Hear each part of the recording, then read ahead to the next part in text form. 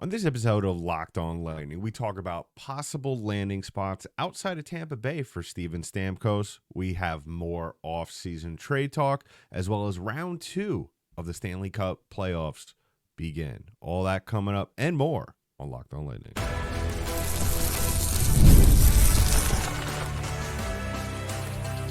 You're Locked On Lightning, your daily podcast on the Tampa Bay Lightning, part of the Locked On Podcast Network.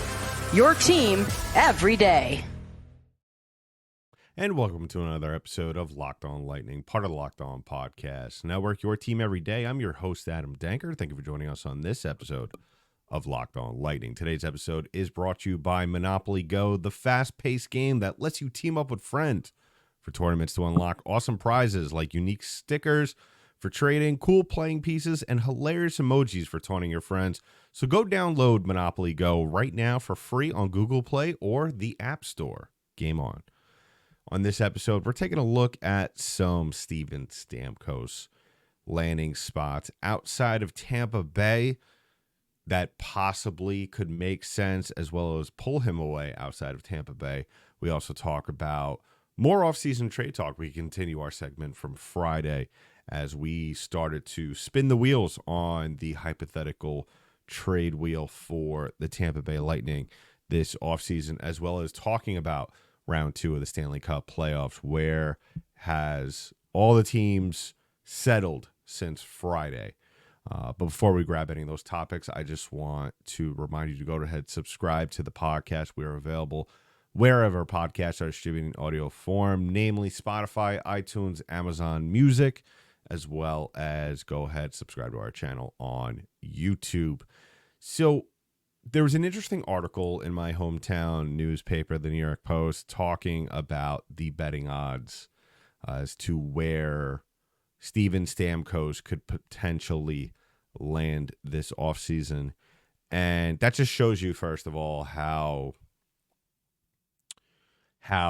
really big of a deal this is, considering, he really is,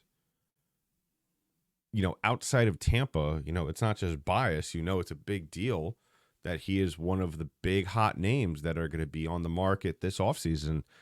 And obviously that's no indication or no kind of signal that the New York Post thinks, in fact, that he will land in New York. They actually grabbed the odds, too, from Fanduel Sportsbook, our sponsor. Shout out to Fanduel Sportsbook. And obviously the favorite to re-sign him is the Lightning at minus 250, which are really pretty good odds, considering if you look at all the other teams. We'll just go down the list right now. If you want to go ahead and look at the odds, I'm not going to list off the odds, but I'm just going to talk about more who else is in the running. And this is going to be basically how it goes, is the teams I list off after the Lightning, that goes from the most likely to, it goes to unlikeliest as we go down.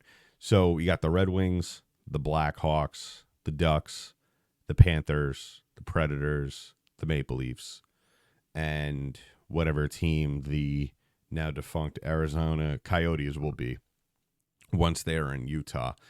Outside of Tampa, obviously, we've talked so much about what he is worth, what could we possibly see him come back for, as well as, the obstacles that lie in front of that.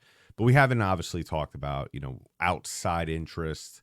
The Red Wings, for example, the second best odds to land him this offseason. And the reason for that, you could look at a lot of free agents this offseason that have decent talent and could really add a lot to your team. The Red Wings, I think, are going to be in on everybody until they're not. And that's because they're a team that, and we, if you follow the Lightning, obviously you're listening to this, that really the Red Wings are kind of one of those teams that they've built the foundation for young talent as well as the farm system. They kind of just need that scoring power now. They need kind of like that star power Dylan Larkin, of course, he's one of the names, obviously that comes to mind when you think of the Red Wings, but he's not going to be the difference maker, unfortunately, for Red Wings fans. He's not going to be the difference maker between them getting into the playoffs or even making a run. And then you look at the Blackhawks as well, kind of the same thing. They were supposed to have this massive rebuild, and now you get Connor Bedard. He looks like he's the real deal pretty much. You're starting to get a lot of good pieces around as well there in Chicago a lot sooner rather than later. Stamkos, going to Chicago, that doesn't really seem like a good fit for either side just because the Blackhawks aren't there. I think that if you look at out of all these teams other than the Panthers, you really don't have teams that are really, and as well as the Lightning, of course, you don't really have any other teams on this list that give you the best chance of winning. The Red Wings, yes, the Red Wings will get you. I think Stamkos in Detroit would give them that edge and be the difference maker between getting into the playoffs and not. I mean, you saw that they were trying to shoot for it this year by signing Patrick Kane. As for how much money Stamkos might get there, I think that he might get a little bit more there than he probably would get in Tampa just because, the Red Wings cap situation is a little bit better than obviously what Tampa's going through right now. The Ducks, I don't think that Stamkos would go that far. I think that really what it comes down to, I think if he's going to go anywhere, he's going to stay kind of local. And what I mean by that, whether it be like our next team that we're going to talk about real quick would be the Panthers, or he's going to stay somewhere in the Midwest or in the East Coast. Like we all know, he's from Toronto. He has family there, obviously. His family still, obviously, his wife and the family he's built in Florida, they don't want to go too far. So obviously he wants to stay some sort of around the East Coast. The Panthers, as for the chances with that, I think the only way that Stamkos really does, and I don't think he would, and I don't think he'll ever get to that point, but if the talks between Stamkos and the Lightning get ugly, and he also wants to stay in Florida, he's very well aware, I would assume, the blowback that he would get from leaving Tampa and signing with the Panthers. Now, that also depends on what happens with the Panthers. I think the only way he would sign there as well is if the Panthers win the Stanley Cup and they have a very good chance to win it next year, which they most likely would. It's from my understanding. Like I said, if you want to know more about the Panthers, you go to Locked On Panthers with Armando Velez. He does a phenomenal job there, as you guys have seen in our crossover episodes with Locked On Panthers. From what my brief understanding with what's going on with the Panthers, their cap situation, like most teams, in a better spot, in a better place than what the Lightning are dealing with right now at this present time. But I don't think he would do that. I think that would kind of be kind of a gut punch to the fan base in Tampa. And obviously him being here his entire career, him being arguably one of the best players, if not the best player in franchise history, the most accomplished player in franchise history, hands down, until, Kucherov retires here. I think that, that would just, that's not something, that's not a conversation or a situation he wants to put himself in, because that, I think a lot of the people that defended him through a lot of the criticism that he had here in Tampa Bay, they would take that personally. And I'm talking about every time he gets the puck in Amalie in a Panthers uniform, he would get booed mercilessly. The Predators, that's another team that's on this list, of course. I don't think that that's a realistic situation. I think the Predators would only be a situation in which he waits too long, which I doubt that's the intention or that's even going to happen. He waits too long to sign with a team after negotiations fall through with Tampa Bay, and the Predators happen to be around, and boom, he goes to Nashville, reunites with Ryan McDonough. Like I said, I don't. That's kind of a wild card situation there. I don't think that's going to happen. And then last but not least, I'll go out real quick before before I do Toronto. Utah, I don't think that's going to happen. Like I said, I think he's going to stay local. I think he's going to stay on the East Coast or somewhere in the Midwest, just to stay close to, friends, family. He doesn't want to go all the way out west, especially. I think that would be more of kind of Utah trying to make a big splash by signing him, especially in a new market. You want to bring in a big star. And yes, Steven Stamkos obviously is very much a big star still in the NHL, and bringing a guy like that with a team that is still very young, and then also in a new market and generating more excitement, that would be something that obviously would Utah. I wouldn't be surprised if we hear rumblings about them reaching out to him, which obviously I don't think that's going to happen. Last but not least, of course, the Maple Leafs.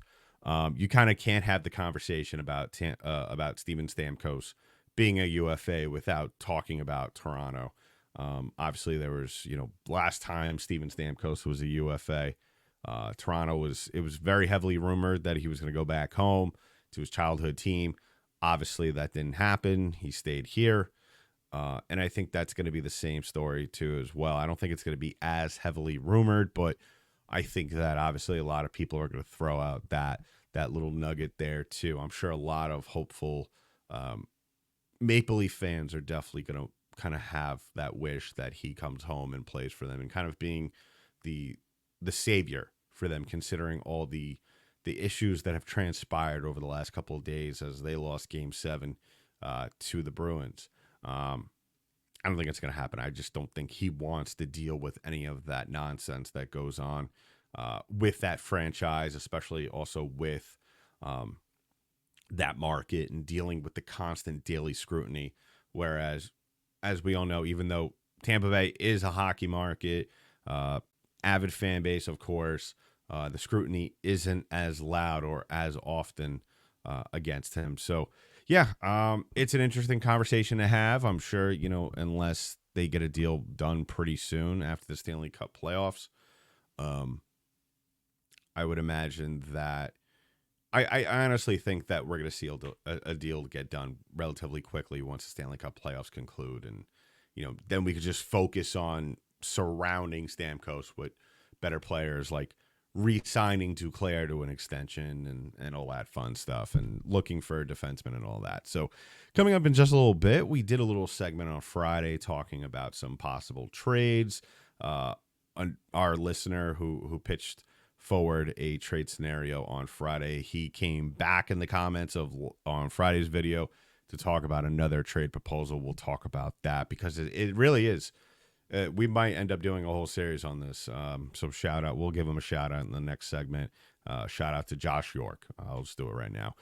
So coming up in just a little bit, we'll talk about that. But first, we're going to talk about our first sponsor on today's show, and that is our friends over at eBay Motors. Now, passion, drive, and patience, the formula for winning championships, is also what keeps your ride or die alive.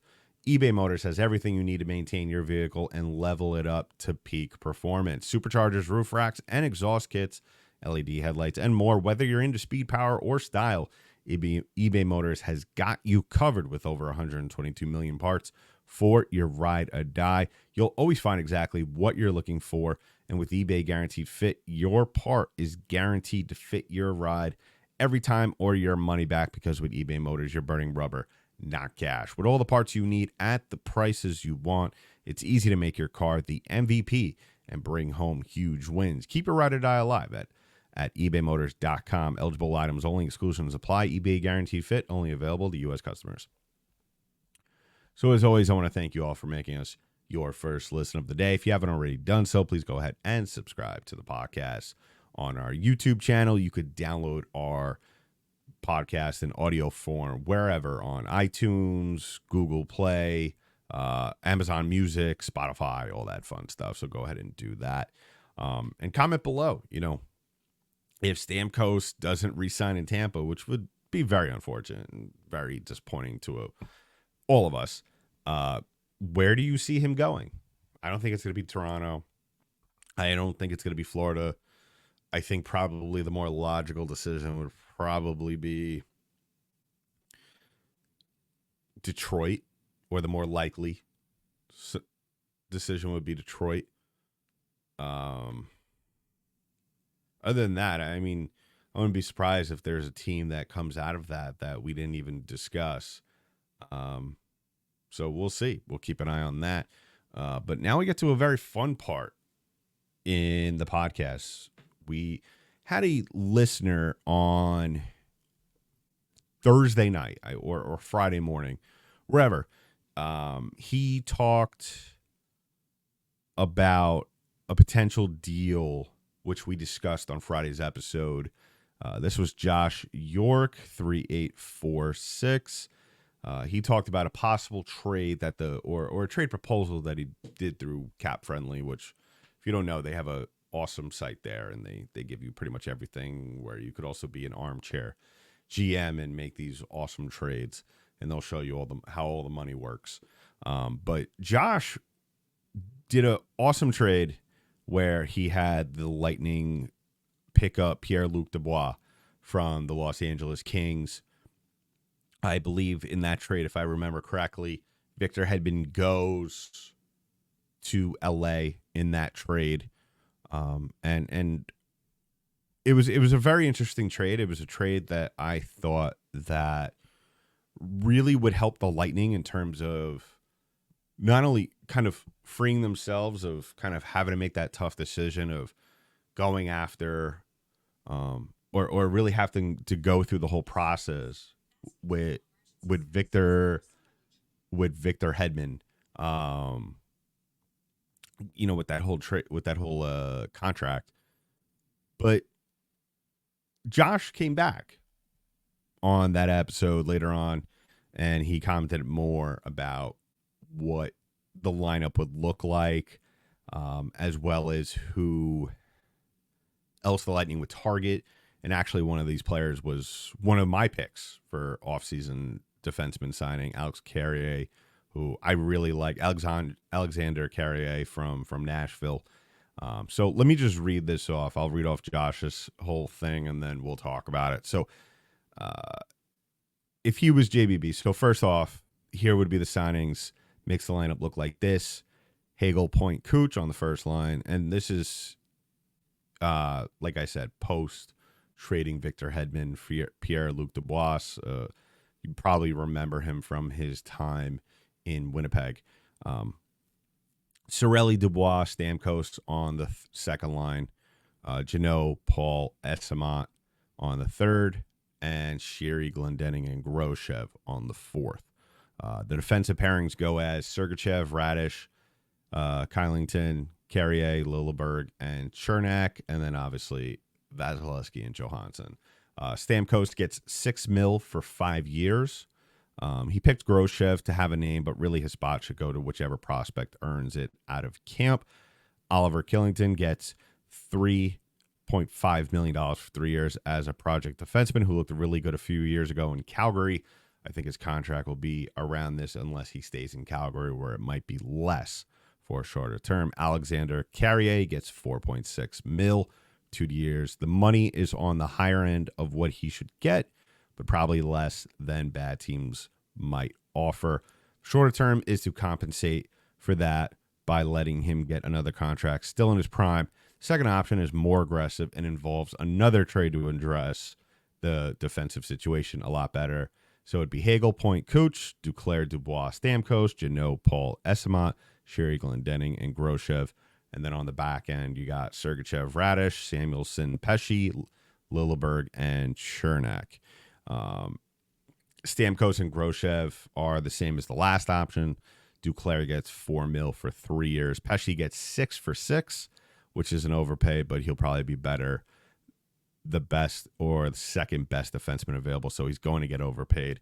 The trade is Matthias Samuelson, second-round pick, 2024, third-round pick, 2024, and a third-round pick, 2026, to Buffalo, from Buffalo, excuse me.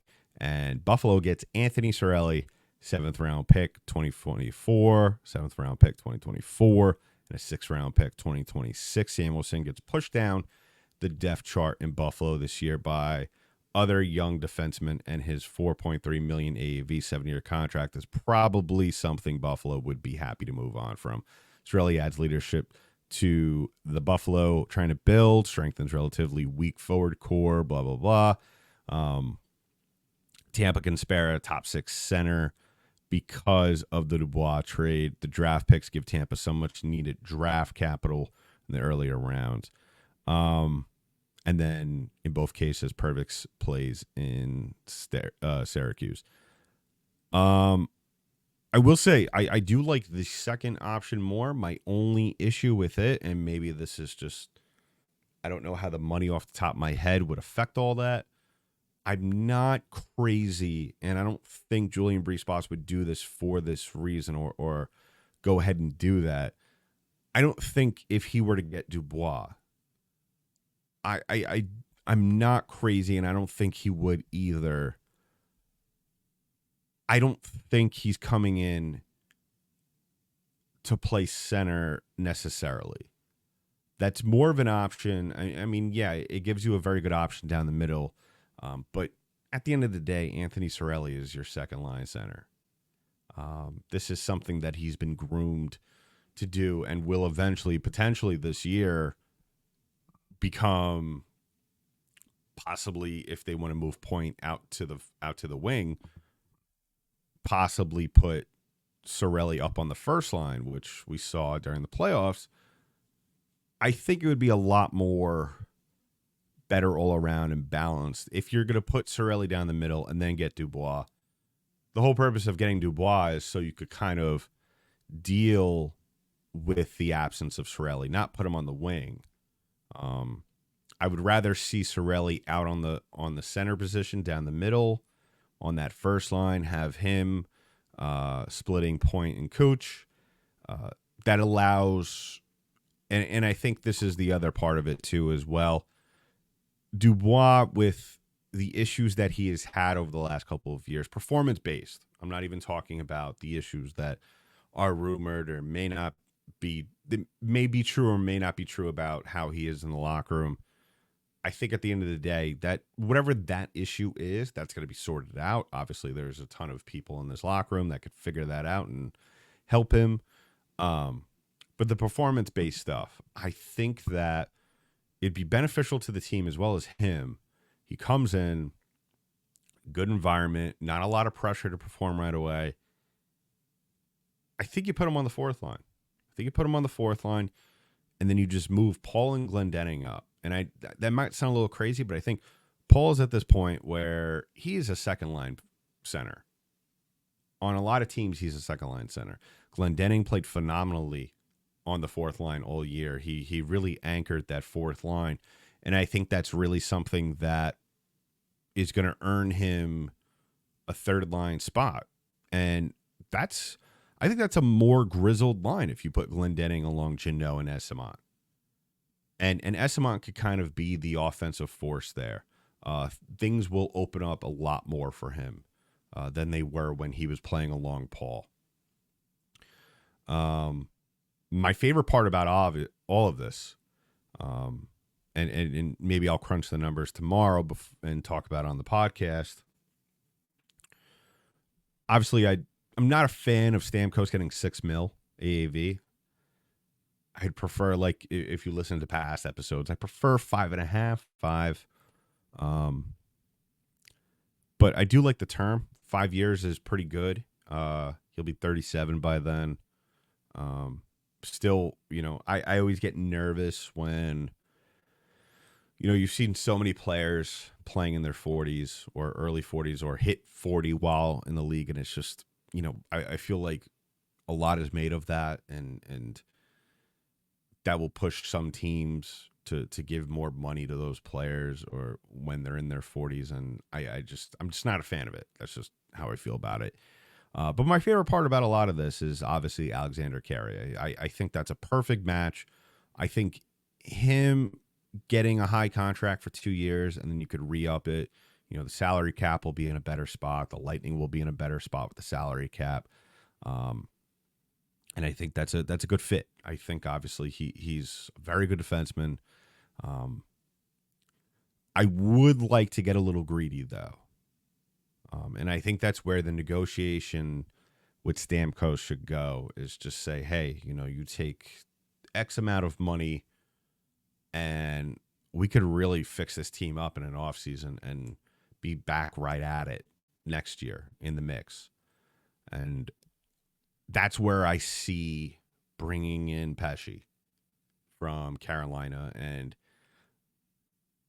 I think if you're a fan of bringing him in from Carolina, as much as this probably pains a lot of Lightning fans, you want that series against the Rangers to go as quickly as possible. You want the Rangers to win in 5. You want Pesci to walk away with a bad feeling in his mouth and saying, maybe it's time for me to look for greener pastures, maybe even with Tampa. And I think that's the way to go about it. And we'll, like I said, I'll talk more about this on tomorrow's episode. I definitely want to see what a Lightning, and also with Duclair. If the Lightning are ever going to be selfish, it's got to be this offseason. So let me know in the comments what you liked most about this. I wanted to talk about it more, but we're running out of time, and we could very well talk about this all week long. So let me know in the comments below. Thanks as always to Josh York. I'm sure we'll see another comment from him. Josh, keep up the good work, and I'll be posting a dream lineup tomorrow. So let me know. I'll probably post it around late afternoon, so keep an eye out for that on my Twitter page at DankyDank, DENKYD8NK. So coming up in a little bit, we're going to do a quick recap of what happened since we left off on Friday in the NHL playoffs. Who do we like? Who do we don't like? And what are our predictions going forward?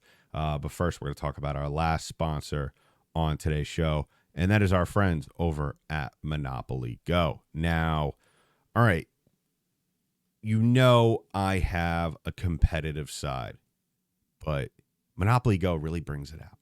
And that's because there's so much good stuff in this game. In Monopoly Go, you can team up with friends for time tournaments where you work together to build up each other's boards. The more you win together, the more awesome prizes you unlock. And there's so much more to get. Unique stickers you could trade with a friend to complete albums for big prizes, cool new playing pieces, travel boards with hilarious emojis for taunting when you smash their buildings or heist their vault. Plus, Monopoly Go feels new and exciting every day with constantly changing tournaments and challenges. A ton include their own unique minigames like digging for treasure or a robot pachinko machine. There's always new timed events that help you win big, like massive multipliers for everything you win or rent frenzies. There's always something fun to discover in Monopoly Go. So get off the bench, and go download it now for free on Google Play or the App Store. Game on. So real quick, before we wrap things up, let's go ahead and talk about the Stanley Cup playoffs, because really it's been a lot of drama happened since Friday, since we left off, and I don't even think we got to the Stanley Cup playoffs on Friday. But Dallas wrapped up their series with Vegas. Kudos to Dallas. If you hopped on the Dallas bandwagon like I did, congratulations. I actually picked Dallas to win the whole thing in the bracket before the playoffs started. So, that's just, sometimes you got to be realistic about your team. And I didn't see Tampa, if they were able to get past Florida. I mean, you still had Boston, and you still had the Rangers looming, and Carolina as well. So, just a lot of obstacles. And, it's no shame to admit when it's not your year. Colorado wrapped things up with Winnipeg. They'll be taking on Dallas. Vancouver took care of business. They are going to be facing Edmonton. And then on the other side of things, we got Florida and Boston. Boston won Game 7. I mean, how much can you really laugh at Toronto before you start to feel bad? I feel bad for the fans, because it's just it seems as though, and I'm not going to sit here and completely crap on the Maple Leafs. I'm not, but it's just some of the the exit interviews and comments were just mind-boggling. I can't imagine the Lightning player saying some of the things that these guys were saying. It always seemed like Max Domi was the only one that really took responsibility for the letdown in this series.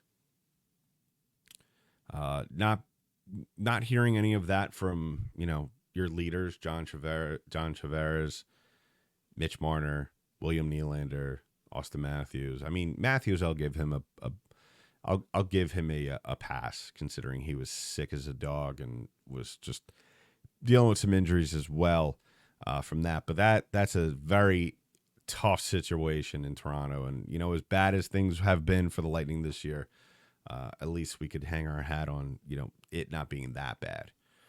And then the Rangers, obviously, as we all know, they wrapped up their series with Washington. They actually won Game 1 against Carolina yesterday.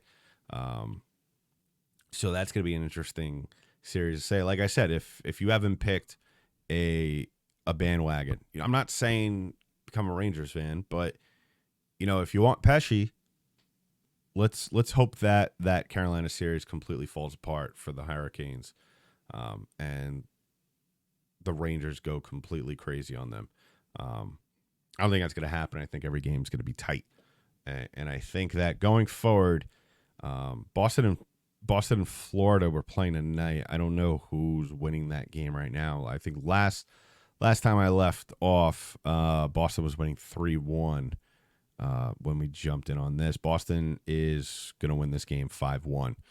So an interesting twist. I really thought that Florida was going to come in and just kind of have basically take control of this game, but it was the opposite effect. It seemed like the short rest really helped Boston, whereas Florida kind of just, I don't know. I didn't watch the whole game, so I can't really comment on what happened. If you want to go ahead and listen to those podcasts after this, you could go ahead and see the feedback as well as the recaps of those games. And so tomorrow, like I said, I'm going to be dishing my trade proposal. Finally, we'll talk about that as well as other news surrounding the Tampa Bay Lightning around then. So that's been it for this episode of Locked On Lightning, part of Locked On Podcast Network. I'm your host, Adam Danker. I'll talk to you in the next one.